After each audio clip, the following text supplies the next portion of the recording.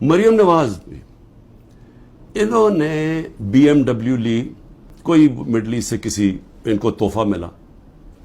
توشہ خانہ میں نہیں بتایا کہ وہ آیا باہر سے تحفہ. جو بھی آپ کو باہر سے تحفہ ملتا ہے آپ کو ڈکلیئر کرنا پڑتا ہے, اور وہ جاتا ہے توشہ خانہ میں.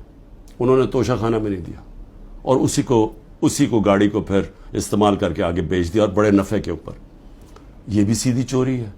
اس کے اوپر بھی کسی نے بات نہیں کی, کوئی نیب کو کوئی کھٹکا نہیں ہوا کہ کچھ غلط ہو رہا ہے.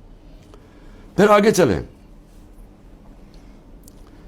16 ارب روپے کے FIA کے کیس. اب FIA سے میں مل رہا ہوں, انشاءاللہ ان سے پوچھوں گا کہ کیا جب ڈاکیومنٹری ایویڈنس تھی کہ یہ نوکروں کے نام پہ پیسہ آتا تھا اور ادھر سے شریف خاندان کے ان کے بیٹوں کے اکاؤنٹس میں چلا جاتا تھا 16 ارب روپے, جس میں مقصود چپڑاسی بھی تھا, تو کیا وہ کیس بند کر دیا؟ سوچا نہیں کہ 16 ارب روپیہ کوئی چھوٹی رقم نہیں ہے. تو اس کے اوپر کوئی فکر نہیں ہوئی آپ کو کہ پوری تحقیقات ہوئی, اتنی فائلیں پڑی ہیں, ساری ڈاکیومنٹس پڑی ہوئی ہیں, کوئی آپ نے نہیں دیکھا کہ وہ ڈاکیومنٹس دیکھ لیں. وہ تو لوگ, مقصود چپڑاسی تو بیچارہ ہارٹ اٹیک سے گیا, ڈاکٹر زبان بھی ہارٹ اٹیک سے گیا, ایک اور گواہ ہارٹ اٹیک سے گیا. تو کوئی فکر نہیں ہے کہ ڈاکیومنٹس بھی پڑی ہوئی ہیں, ان کے اوپر FIA کو انویسٹیگیٹ کرے.